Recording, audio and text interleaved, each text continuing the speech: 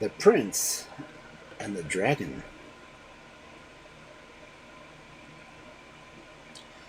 Once upon a time there lived an emperor who had 3 sons.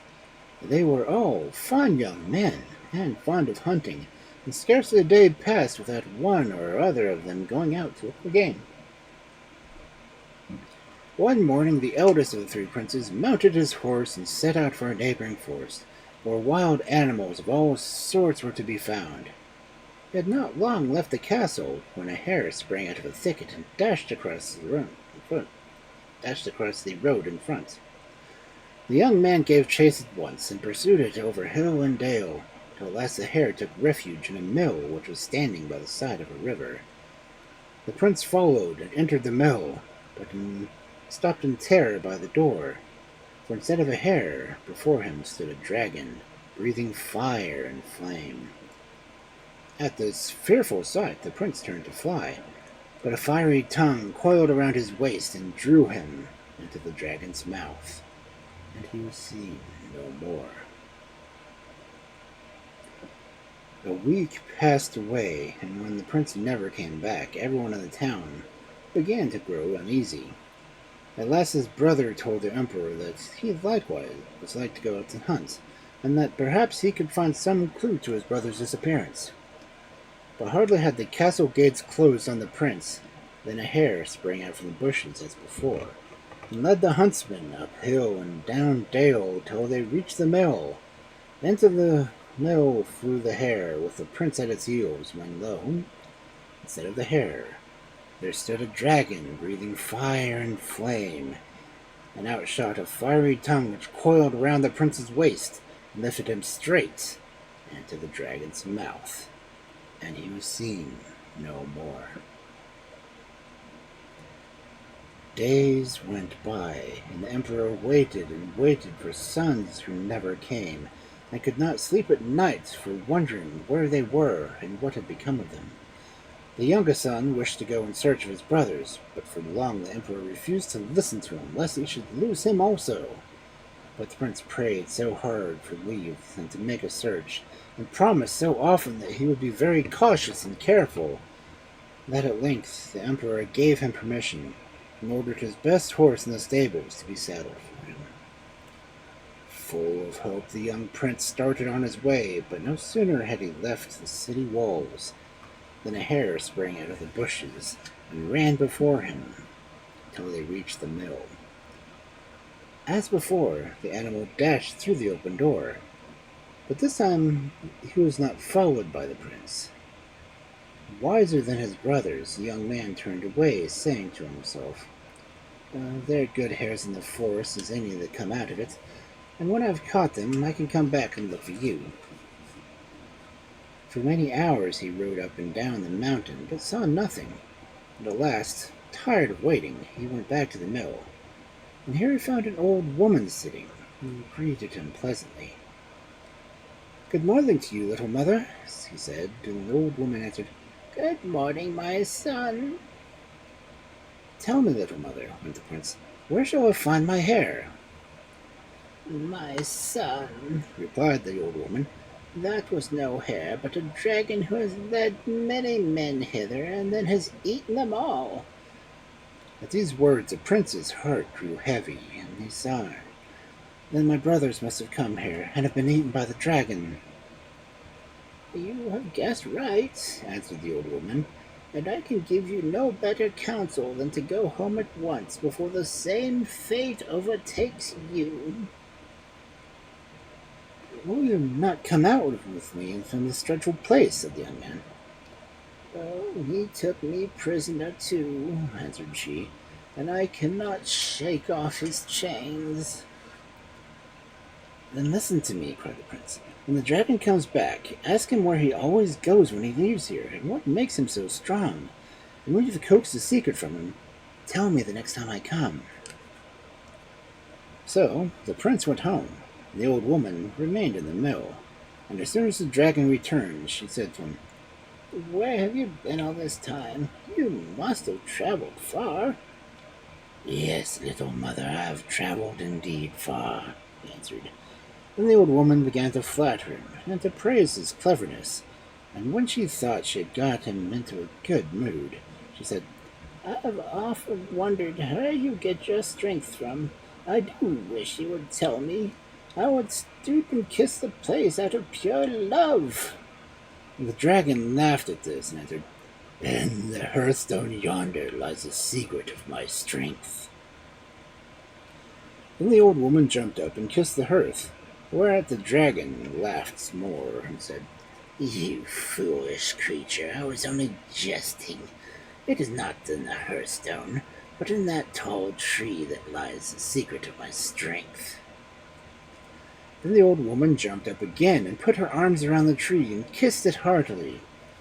Loudly laughed the dragon when he saw what she was doing. "Oh, fool," he cried as soon as she could speak. "Did you really believe that my strength came from that tree?" "Where is it, then?" asked the old woman rather crossly, for she did not like being made fun of. "My strength," replied the dragon, "lies far away, as far as you can never reach it. Far, far from here is a kingdom, and by its capital city is a lake. And in the lake is a dragon, and inside the dragon is a wild boar. Inside the wild boar is a pigeon, and inside the pigeon a sparrow, and inside the sparrow is my strength." When the old woman heard this, she thought it was no use flattering him any longer, for never, never could she take his strength from him. The following morning, when the dragon had left the mill, the prince came back, and the old woman told him all that the creature had said. He listened in silence, and then returned to the castle, where he put on a suit of shepherd's clothes, and taking a staff in his hand, went forth to seek the place as tender of sheep. For some time he wandered from village to village, from town to town, till he came at length to a large city in a distant kingdom, surrounded on 3 sides by a great lake, which happened to be the very lake in which a dragon lived. As was his custom, he stopped everybody whom he met from the streets, and looked likely to want a shepherd, and begged them to engage him, but they all seemed to have shepherds of their own, and else not need any more. The prince was beginning to lose heart, when a man who had overheard his question turned round and said that he had better go and ask the emperor, as he was in search of someone to see after his flocks. "Will you take care of my sheep?" said the emperor when the young man knelt before him. "Most willing, your majesty," answered the young man, and when he listened obediently while the emperor told him what he was to do. "Outside the city walls," went the emperor, "you will find a large lake, and by its lakes lie the richest meadows in my kingdom. When you are leading out your flocks to pasture, you will run straight into these meadows, and none that give there have ever been known to come back. Take heed, therefore, my son, and do not suffer your sheep to go where they will, but drive them to any spot that you think best." With a low bow, the prince thanked the emperor for his warning, and promised to do his best to keep the sheep safe. And then he left the palace and went to the marketplace, where he bought 2 greyhounds, a hawk, and a set of pipes. After that he took the sheep to the pasture. The instant the animals caught sight of the lake lying before them, they trotted off as fast as their legs would go to the green meadows lying around it. The prince did not try to stop them, but only placed his hawk on the branch of a tree, laid his pipes on the grass, and bade the greyhounds sit still. Then, rolling up his sleeves and trousers, he waded into the water, and as he did so, he called out, "Dragon, dragon, if you are not a coward, come out and fight with me." And a voice answered from the depths of the lake, "I am waiting for you, O prince." And the next minute the dragon reared himself out of the water, huge and horrible to see. The prince sprang upon him, and they grappled with each other, and fought together till the sun was high, and it was noonday, and then the dragon gasped, "O prince, let me dip my burning head once into the lake, and I will hurl you up to the top of the sky." But the prince said, "Oh ho, my good dragon, do not crow too soon. If the emperor's daughter were only here, she would kiss you on the forehead, and I would throw you up so higher still." And suddenly the dragon's hold loosened, and he fell back into the lake. As soon as it was evening, the prince washed away all signs of the fight, took his hawk upon his shoulder, and his pipes under his arm, and his greyhounds in front, and his flock followed him as he set out for the city. As they all passed through the streets, the people stared in wonder, for never had any flock returned from the lake. The next morning he rose early and led his sheep to the lake. This time, however, the emperor sent 2 men on horseback to ride behind him, with orders to watch the prince all day long. The horsemen kept the prince and his sheep in sight, without being seen themselves. As soon as they beheld the sheep running towards the meadow, they turned aside the steep hill, which overhung the lake. When the shepherd reached the place, he laid, as before, his pipes on the ground and bade the greyhound sit beside it, while the hawk he perched on the branch of a tree. Then he rolled up his trousers and his sleeves and waded into the water, crying, "Dragon, dragon, if you are not a coward, come out and fight with me." And the dragon answered, "I am waiting for you, O prince." And the next minute he reared himself out of the water, huge and horrible to see. Again they clasped around each other so tight and fought till it was noon. When the sun was at its hottest, the dragon gasped, "O prince, let me dip my burning head once in the lake, and I will hurl you up to the top of the sky." But the prince answered, "Oh, my good dragon, do not crow too soon. If the emperor's daughter were only here, she could kiss me on the forehead, and I would throw you higher still."